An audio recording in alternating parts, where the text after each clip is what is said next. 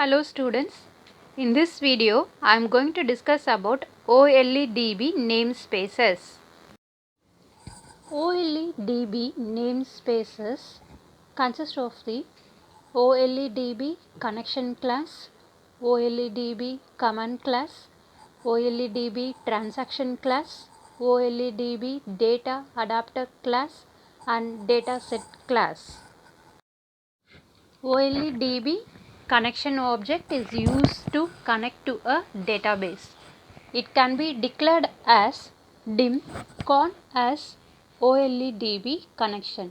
Here con works as a variable.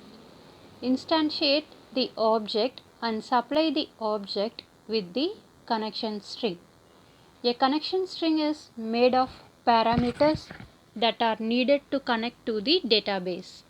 Each of the parameters contains the name of the parameter followed by its value preceded by an equal sign. Each parameter is separated by a semicolon. This is the syntax for the OLEDB connection. Here we declare con as OLEDB connection, and in the con variable we are creating the new OLEDB connection.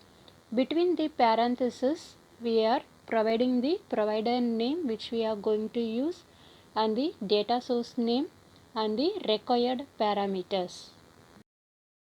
Once the connection has been created, we can use the open method to create a database connectivity and close method to disconnect from the database.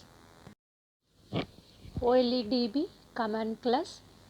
Once the connection has been created, OLEDB command class is used to manipulate the data in a database through SQL insert, update or delete statement.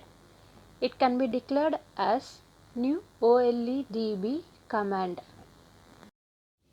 This is the example to insert the command using the OLEDB command class. Once the connection is created and the command text has been executed, we can use the execute non-query method to execute the commands. Execute non-query method is used to execute the SQL statements like insert, update and delete statements that do not return any rows. OLEDB transaction class that is used to perform the commit and rollback. Commit method is used to save the changes to the database. Rollback method is used to undo the database data changes. This is an example to create the OLEDB transaction class. First, we want to begin the transaction and then perform the transaction such as commit and rollback. Next is OLEDB data adapter class.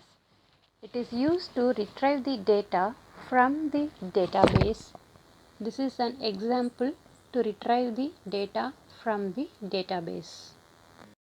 Data set class. Fill method is used to return the records into the dataset object to place on ASP.NET Control. This is an example to retrieve the data from the database and using the dataset object to place the data in the ASP.NET Control.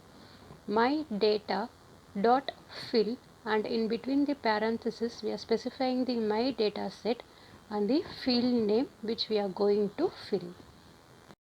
Thank you.